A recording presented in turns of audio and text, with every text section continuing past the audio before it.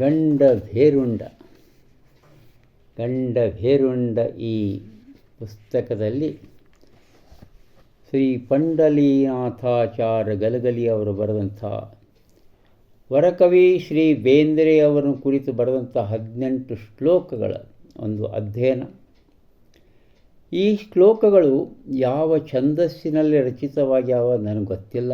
ಅದನ್ನು ನಾನು ಕೇಳಬೇಕಾಗಿತ್ತು ಪಂಡಿತರನ್ನ. ಇರಲಿ, ಈಗ ನಾನು ಈ ಮುದ್ರಣ ದೋಷಗಳನ್ನು ಸಿದ್ಧಿ, ಅನ್ವಯ ಬರೆದು, ಅನ್ವಯಾರ್ಥ ಬರೆದು, ಆಮೇಲೆ ತಾತ್ಪರ್ಯವನ್ನು ಬರೆದಂಥ ಶ್ರೀ ಜನಾರ್ದನ್ ಹೆಗಡೆ, ಸಂಸ್ಕೃತ ಅಕ್ಷರಂ, ಗಿರಿನಗರ, ಬೆಂಗಳೂರು ಅವರಿಗೆ ಮತ್ತೊಮ್ಮೆ ಧನ್ಯವಾದಗಳನ್ನು ಅರ್ಪಿಸ್ತಾ ಇದ್ದೇನೆ. ಈಗ 1ನೇ ಶ್ಲೋಕದತ್ತ ನಾನು ಹೋಗ್ತೇನೆ, ಎಲ್ಲ ಹೇಳಿಬಿಡ್ತೇನೆ. ವಾಚನ, ಅನ್ವಯ, ಅನ್ವಯಾರ್ಥ, ತಾತ್ಪರ್ಯ. 1 ನಿಮಿಷ, ನಾನು ಚಸ್ಮ ಹಾಕ್ತೀನಿ, ಮರ್ತು ಬಿಟ್ಟಿದ್ದೆ. ಇರಲಿ. ಸಚ್ಚಿದಾನಂದ. ಈ 18 ಶ್ಲೋಕಗಳ ಒಂದು ಶಿರೋನಾಮೆ ಕವೀಂದ್ರ ಬೇಂದ್ರೆ. 1ನೇ ಶ್ಲೋಕ. ಯಃ ಕಾವ್ಯೇ ಗಣಿತೆ ಬೃಹಸ್ಪತಿರಿತಿ ಖ್ಯಾತೋಭಿಗೀತೋ ಬುಧೈಃ ಯೋ ವಾ ಭಾರತ ಹೋಮರೋಪ್ಯಭಿನವೋ ಮಿಲ್ಟನ್ ಸ್ವದೇಶ್ಯಃ ಶೈಲಿಃ ಯಃ ಕರ್ನಾಟರವೀಂದ್ರನಾಥ ಇತಿ ಚ ಪ್ರಾಪ್ತ್ಯಃ ಪ್ರಸಿದ್ಧಿಂ ಪರಾಂ ಬೇಂದ್ರೆ ದತ್ತಮಹಾಕವೀಂದ್ರಮಧಿಕಾನಂದೋಭಿನಂದಾಮ್ಯಹಂ. ಶ್ಲೋಕ ಭಾಗ ಮುಗೀತು. ಈಗ ಅನ್ವಯ ಅಂದರೆ ಪದಚ್ಛೇದ. ಅನ್ವಯ ಅಂದರೆ ಪದಚ್ಛೇದ.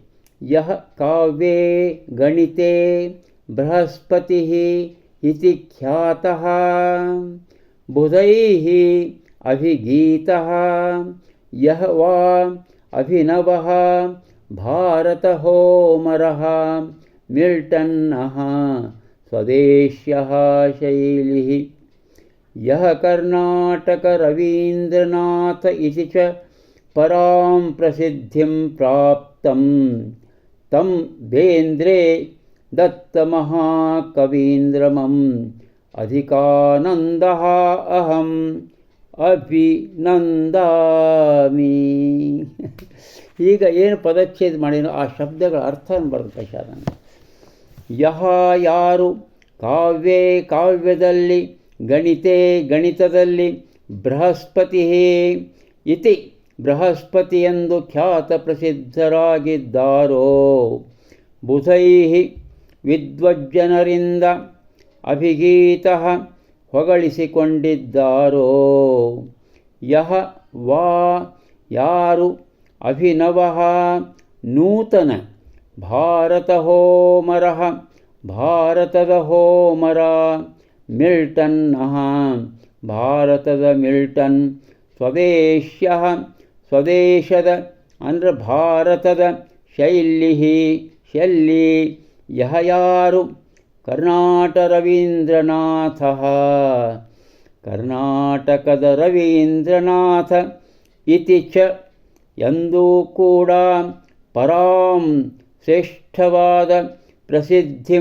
ಪ್ರಸಿದ್ಧಿಯನ್ನು ಪ್ರಾಪ್ತಃ ಹೊಂದಿದ್ದಾರೋ, ತಂ ಬೇಂದ್ರೆ ದತ್ತ ಮಹಾಕವೀಂದ್ರಮಂ ಆ ಬೇಂದ್ರೆ ಕವೀಂದ್ರರನ್ನು, ಅಧಿಕಾನಂದ ಅತ್ಯಂತ ಆನಂದವುಳ್ಳವನಾದ ಅಹಂ ನಾನು, ಅಭಿನಂದಾಮಿ ಅಭಿನಂದಿಸುತ್ತೇನೆ. ಅದ್ಭುತವಾದ ಅನ್ವಯಾರ್ಥ. ಈಗ ತಾತ್ಪರ್ಯ ಏನು ನೋಡಿ, ಅತಿ ಸಿಂಪಲ್. ಕಾವ್ಯದಲ್ಲಿಯೂ ಗಣಿತದಲ್ಲೂ ಯಾರು ಬೃಹಸ್ಪತಿ ಎನಿಸಿಕೊಂಡಿರುವರೋ, ಪಂಡಿತರಿಂದ ಯಾರು ಹೊಗಳಿಸಿಕೊಂಡಿರುವರೋ, ಅಭಿನವ ಭಾರತದ ಹೋಮರ, ಭಾರತದ ಮಿಲ್ಟನ್ ಎಂದು ಯಾರೋ ಪ್ರಸಿದ್ಧರಾಗಿರುವರೋ, ನಮ್ಮ ದೇಶದ ಶೆಲ್ಲಿ ಎಂದು ಯಾರು ಖ್ಯಾತರೋ, ಕರ್ನಾಟಕದ ರವೀಂದ್ರನಾಥ ಎಂಬ ಪ್ರಸಿದ್ಧಿಯನ್ನು ಯಾರು ಹೊಂದಿದ್ದಾರೋ ಅಂತಹ ದತ್ತ ಬೇಂದ್ರೆ ಎಂಬ ಮಹಾಕವಿರಾಜರನ್ನು ನಾನು ಅತ್ಯಂತ ಆನಂದದಿಂದ ಅಭಿನಂದಿಸುತ್ತೇನೆ. ಆಚಾರ್ಯ ಹೇಳಿಕತ್ತಾರೆ, ಪಂಡ್ರೀನಾಥಾಚಾರ್ಯ ಗಲ್ಗಲಿಯವರು ಹೇಳಿಕತ್ತಾರೆ. ಅದನ್ನ ಈ ಶ್ಲೋಕವನ್ನು, ಈ ಅರ್ಥವನ್ನು ಕೇಳುವಂಥ ಮಹನೀಯರೇ, ಇದು ಮೊಟ್ಟ ಮೊದಲ ಶ್ಲೋಕದಲ್ಲಿ ಏನು ಮಾಡ್ಯಾರ ಆಚಾರ್ಯರು? ವರಕವಿ ಬೇಂದ್ರೆಯವರನ್ನು ಆನಂದದಿಂದ ಅಭಿನಂದಿಸುತ್ತಾರೆ. ಈ ಅಭಿನಂದನೆಗೆ ಪೂರ್ವದಲ್ಲಿ ನಮ್ಮ ಅಭಿನಯ ಭಾರತದ ಹೋಮರಿಯವರು, ಮಿಲ್ಟನ್ಯವರು ನಮ್ಮ ದೇಶದ ಶೆಲ್ಲಿಯವರು ಎಂಬ ಪ್ರಸಿದ್ಧಿಯನ್ನು ಪಡೆದಿದ್ದಾರೆ ಅಂತ ಬರೆದು ಬಿಡ್ತಾರೆ. ಆಮೇಲೆ ಮುಂದೆ ಹೊಗಳುತ್ತಾ ಕರ್ನಾಟಕದ ಗುರುದೇವ ಶ್ರೀ ರವೀಂದ್ರನಾಥ್ ಠಾಕೂರ್, ಯಾರು? ನಮ್ಮ ಬೇಂದ್ರೆ ಕರ್ನಾಟಕದ ಗುರುದೇವ ಶ್ರೀ ರವೀಂದ್ರನಾಥ್ ಠಾಕೂರ್ ಎಂದು ಪ್ರಶಂಸಿಸಿದ್ದಾರೆ. ಈ ಉತ್ತಮವಾದ ಪ್ರಾರಂಭದ ಶ್ಲೋಕ, ಇದು ಉತ್ತಮವಾದ ಬಹು ಪ್ರಾರಂಭದ ಶ್ಲೋಕ ಜ್ಯೇಷ್ಠ ಶುಭಾರಂಭವನ್ನು ಮಾಡ್ತಾ ಇದೆ. ಯಾಕೆ ಅಂದರೆ ಇಲ್ಲೇ ವಿದ್ವಾಂಸ ಶ್ರೀ ಪಂಡರೀನಾಥಾಚಾರ್ಯ ಗಲಗಲಿಯವರು ಉತ್ತಮೋತ್ತಮ ತುಲನೆಗಳೊಂದಿಗೆ ಆ ವೆಸ್ಟರ್ನ್ ಕವಿಗಳ ತುಲನೆಯೊಂದಿಗೆ ಹಾಗೂ ನೋಬೆಲ್ ಪ್ರೈಸ್, ಸಾಹಿತ್ಯದಲ್ಲಿ ನೋಬೆಲ್ ಪ್ರೈಸ್ ಪಡೆದಂತಹ ಗುರುದೇವ ಶ್ರೀ ರವೀಂದ್ರನಾಥ್ ಠಾಕೂರ್ ಅವರೊಂದಿಗೆ ನಮ್ಮ ವರಕವಿ ಶ್ರೀ ಬೇಂದ್ರೆಯವರು ಸಮಾನರು ಅಂತ ಹೇಳಿಬಿಟ್ಟಿದ್ದಾರೆ. ಅದು ಅದ್ಭುತ ಅಲ್ಲ? ಇದು ನಿಜವಾಗಲೂ ಒಂದು ಅದ್ಭುತ. ಈ ಸಂದರ್ಭದಲ್ಲಿ ನನಗೆ ನೆನಪು ಬರ್ತದೆ ಒಂದೆರಡು ಸಾಲು. ವರಕವಿ ಶ್ರೀ ಬೇಂದ್ರೆಯವರು ಸ್ವತಃ ಬರೆದಂಥ ಗುರುದೇವ ಅಂದ್ಯಾರು? ನಮ್ಮ ಶ್ರೀ ರವೀಂದ್ರನಾಥ್ ಠಾಕೂರ್ ಅವರನ್ನು ಕುರಿತು ಬರೆದಂಥ ಆ ಗುರುದೇವ ಕವನದ ಇನ್ನೆರಡು ಸಾಲುಗಳನ್ನು ಹೇಳ್ತೇನೆ. ನಿನ್ಹಾಂಗ ಹಾಡಾಕ ನಿನ್ಹಾಂಗ ಆಡಾಕ ಪಡೆದು ಬಂದಿರಬೇಕು, ಪಡೆದು ಬಂದವ ಬೇಕೋ ಗುರುದೇವ.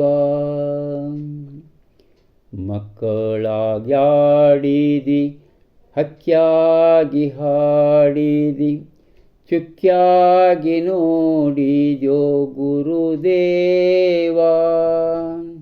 ನಾನು ಇಟ್ಕೋಬೇಕಾಗಿತ್ತು, ಪೂರ್ಣ ಹಾಡಲಿಕ್ಕೆ ಒಂದು ಅವಕಾಶ ಇತ್ತು, ಇರಲಿ ಮತ್ತೆ ನಾಳೆ ಹೇಳ್ತೇನೆ. ಈ ರೀತಿ ಈ ಮೊದಲನೆಯ ಶ್ಲೋಕ, ಅದ್ಭುತವಾದಂಥ ಈ ಮೊದಲನೆಯ ಶ್ಲೋಕಕ್ಕೆ ತಮಗೆ ಅವರು ವರಕವಿ ಬೇಂದ್ರೆ ಅವರನ್ನು ಅಭಿನಂದಿಸುತ್ತಾರೆ. ಅಭಿನಂದನೆ, ಅಭಿವಂದನೆ ಎಲ್ಲವೂ ಒಂದೇ, ಒಂದು ಅರ್ಥದಲ್ಲಿ ಅಭಿನಂದಿಸುತ್ತಾರೆ. ಆ ರೀತಿ ಈ ಒಂದು 18 ಶ್ಲೋಕಗಳ ಒಂದು ಶುಭಾರಂಭವನ್ನು ಇಲ್ಲಿ ಶ್ರೀ ವರಕವಿ, ಇಲ್ಲಿ ನಮ್ಮ ವಿದ್ವಾಂಸ ಶ್ರೀ ಪಂಡರೀನಾಥಾಚಾರ್ಯ ಗಲಗಲಿ ಅವರು ಈ ಅದ್ಭುತವಾದ ಶ್ಲೋಕದಿಂದ ಇಲ್ಲಿ ಪ್ರಾರಂಭ ಮಾಡಿದ್ದಾರೆ. ನಾಳೆಯಿಂದ ಬಹುಶಃ 2 ಶ್ಲೋಕಗಳನ್ನು ನಾನು ವಾಚನ ಮಾಡಲು ಬಯಸ್ತೇನಿದ್ದೇನೆ.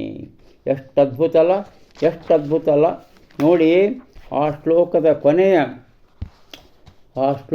ಕೊನೆಯ ಒಂದೇ ಸಾಲನ್ನು ಮತ್ತೆ ವಾಚಿಸ್ತೇನೆ. ಬೇಂದ್ರೆ ದತ್ತ ಮಹಾಕವೀಂದ್ರಮಧಿಕಾನಂದೋ ಅಭಿನಂದಾಮ್ಯಹಂ. ಇನ್ನೊಮ್ಮೆ ಬೇಂದ್ರೆ ದತ್ತ ಮಹಾಕವೀಂದ್ರಮಧಿಕಾನಂದೋ ಅಭಿನಂದಾಮ್ಯಹಂ. ನಮಸ್ಕಾರ. ಮತ್ತೆ ನಾಳೆ.